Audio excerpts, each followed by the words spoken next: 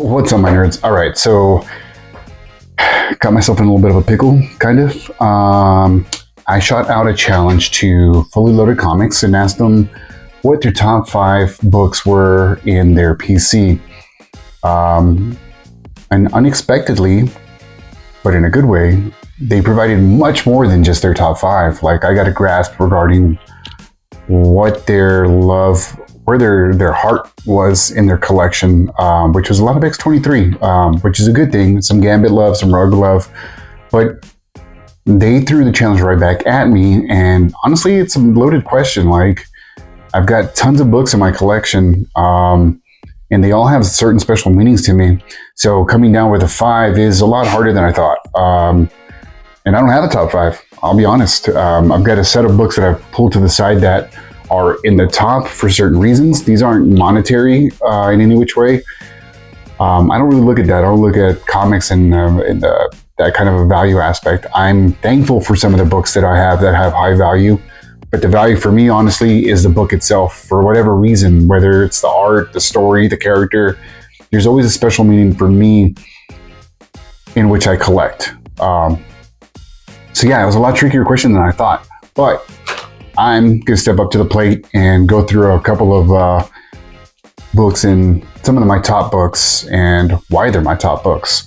So first off, I'm going to start off with Secret Wars number 8.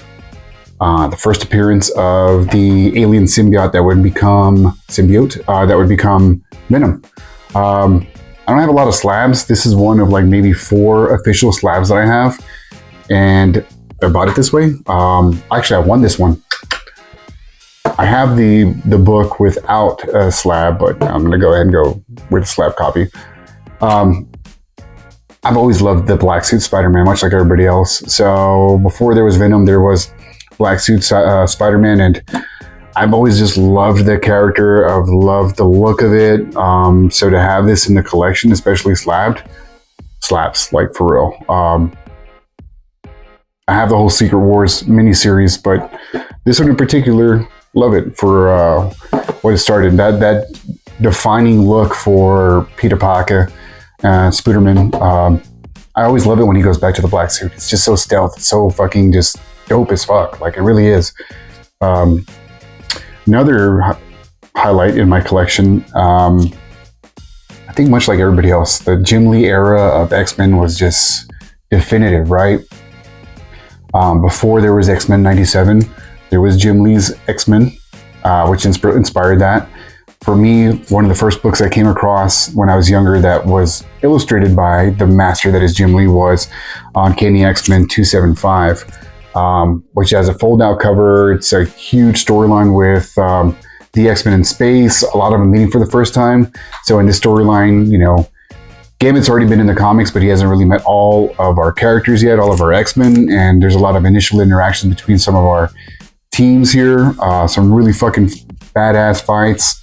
There's a issue with Gambit and Wolverine going at it. But this one in particular, that gatefold was just, look at that shit. I mean, it was just greatness. You can see the inspiration for Chuck in the X-Men comics. I'm sorry, in X-Men 97. That's the look he had. But this is a phenomenal book, and it kind of got me started with the Jim Lee era. I had the whole run, I think 266 and up, Uncanny X-Men all the way until he jumped into X-Men number 1. This one's signed by Jim himself.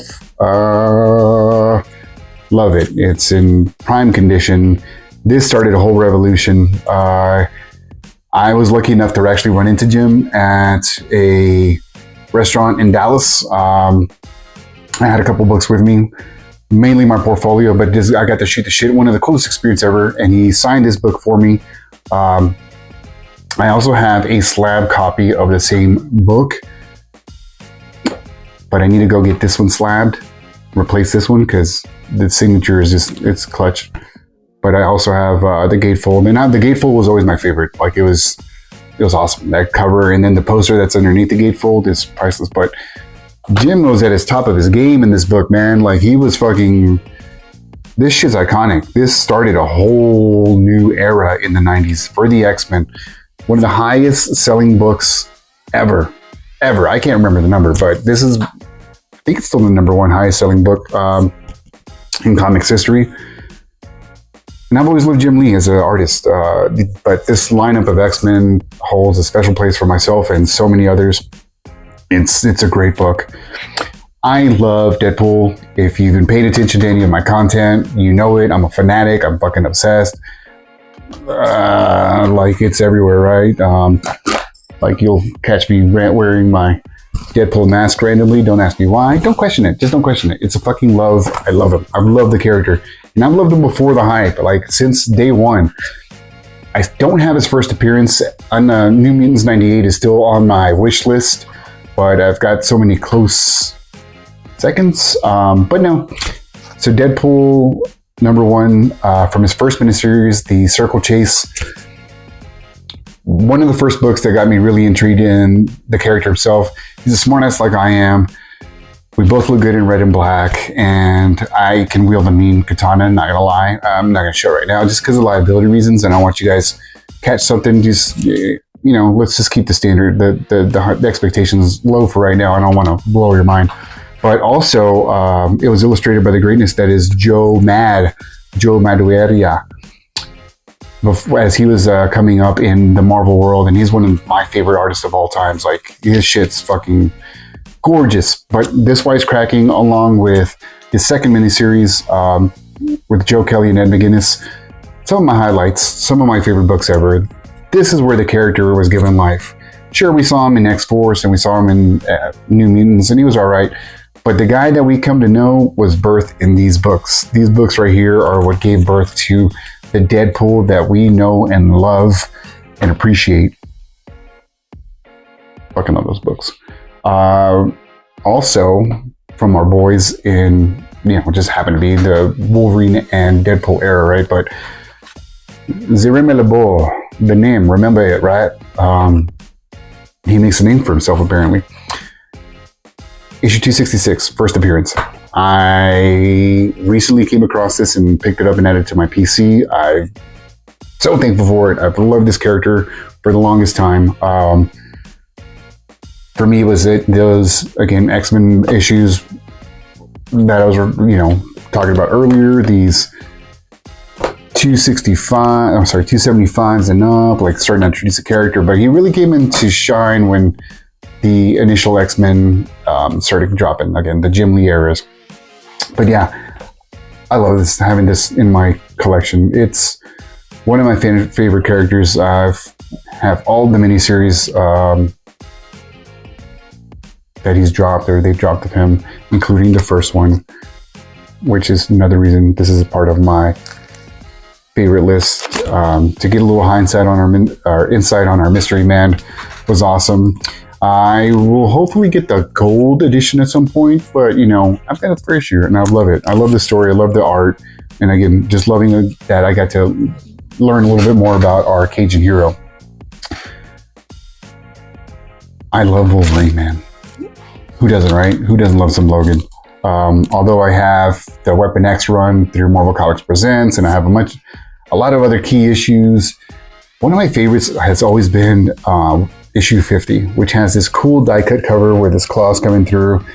The cover itself is awesome. There's some badass pinups in here, but the story's awesome. It's like it starts diving into the manipulation of Logan's memory. It's illustrated by Mark Silvestri, who's one of the top Wolverine artists of all time. But I personally, this has always held a very soft spot for me. Like, I've always liked this cover. Like, just fucking, how fire is that? These claws. Great issue. Great book. And I love that that's, you know, it's in my collection. I've also got the aforementioned X-23, the second appearance of Laura.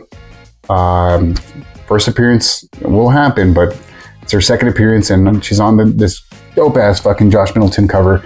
That cover is greatness. It's iconic. It's such a great character that was created for a cartoon, and look at how much they developed her.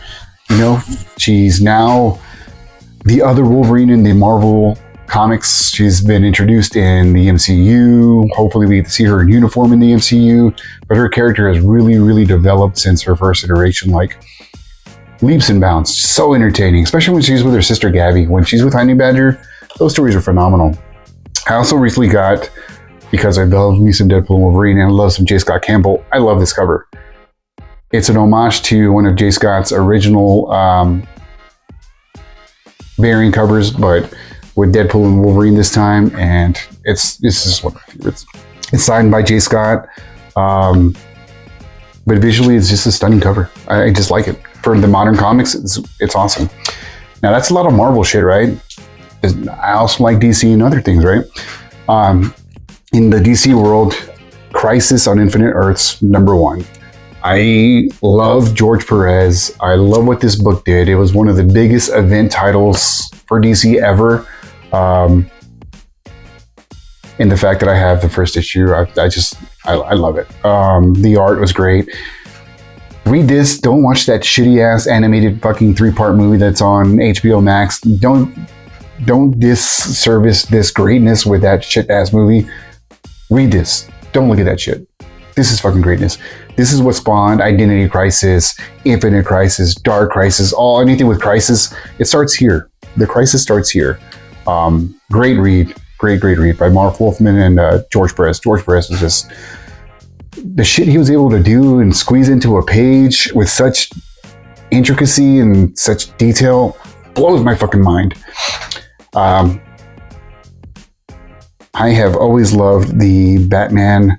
I'm a Batman fan. I like Batman. When he's written right, he's written very fucking well. But one of his big events was the breaking of the Batman's bat in Bane's introduction, right? I've always liked the Nightfall storyline. So this is a big moment in Batman history, holds a special place in my mind. And on the flip side, the Man of Steel himself, it's not a big thing anymore because fucking characters die left and right. But in the 90s, when this guy died, it was all over the fucking news. It was everywhere. It's been adapted into a mediocre movie, a great movie, animated movie. They adapted it into that shit-ass Batman versus Superman movie, which was... They're doing an iteration of it now on the superb Superman and Lois show, which I'm excited for next season. That's what we're getting there. But I still got it polybagged and in the black bag. It's got the armband inside of it. Haven't opened it. I know it's not as valuable as it used to be, but for memories, whole special place. I mean, that Superman dying is like, who would have thought? Who would have thought they would have killed him off? It didn't last long, clearly, because he's the icon that he is, but still, to have it, love it, the memories. Kingdom Come. All 4 issues are great. I'm holding up just issue 1 for right now, but this fucking story, to see a possible future of all our heroes, where it essentially is a story of the heroes of old versus modern heroes. There's a spoof of Superman, the Justice League all coming together after so many years apart, because the new heroes, the new more extreme heroes that were basically a riff on Image and Extreme and Cable and all that shit. It was awesome. It was a great deep read. Like when you look at the undertones of where our society was going with these comics and just in general, like it was an extreme age. Music was extreme. Movies were starting to get extreme. And it really spoke to that. But not only that, just seeing the legacy of our characters and where there were so many characters going in different directions. Batman becoming more and more cynical and fucking closed off. He had one cool thing was seeing Steel going from his love for Superman to Batman, and the evolution of Robin, Nightwing going back to Robin or Red Robin. But all in all, great story. All 4 issues were fucking beautifully illustrated by Alex Ross. Mark Waid wrote a great book. This needs a live action interpretation. This needs a live action adaptation. I didn't even fucking love seeing an animated form. This just needs to be given some life outside of the book. It needs in some kind of animated form, motion form. And it wouldn't be 90s comics without Spawn. Spawn #1 changed the game also. It's just so iconic. It was beautifully drawn by Todd McFarlane. Those first 100 books, man, I don't know. The initial era of Spawn was fantastic. Very dark, gothic. It's gone on for 350 issues now, I think. So it's just been going and going and going. But this book in particular, I remember going to my first convention, getting this signed by Todd, and along with a t-shirt. I no longer have that comic. That's a story for another day. But Spawn always held a really special place as it was transitioning from, you know, the Marvel DC world into this new extreme world of comics. And Spawn's a fucking fire-ass book. I fucking love The Crow, the movie, the comic. I wish I had the first issue of The Crow, but the story is just so gothic, so romantic. It's one of my favorite all-time movies. It's definitely in my top 10, no, I'd say top 5 movies of all time. The book itself is even better. Again, I don't unfortunately have any of the first print comics. Those are worth so much fucking money, but at one point I did get my hands on the trade. This is one of my favorite trades. It's also because I got it signed by James O'Barr. I just love what he did, what he created with this character. It's had such an impact. Unfortunately, they're going to butcher it with this new remake that's dropping pretty soon here, but The Crow itself, if you haven't read the book, I mean, if you see the movie, great, but if you haven't read the book, do yourself a read it. It's so beautifully illustrated, so dark, so beautiful. He changes his tone and styles throughout the book to kind of complement with the scene and the emotions going on, but this is dope. And to Fully Loaded, just to show you how much of love I got for X-23, this is one of my favorite pieces that hopefully will make it on a cover one day, illustrated by moi. Not bad, right? Not bad. But anyways, those are some of my top comics in my personal collection. Hope you dig them. Let me know what you think. And I challenge you to show me what you got in your personal collection. Hey, don't get carried away, right? This is a family show. No, it's not. It really isn't. Appreciate you.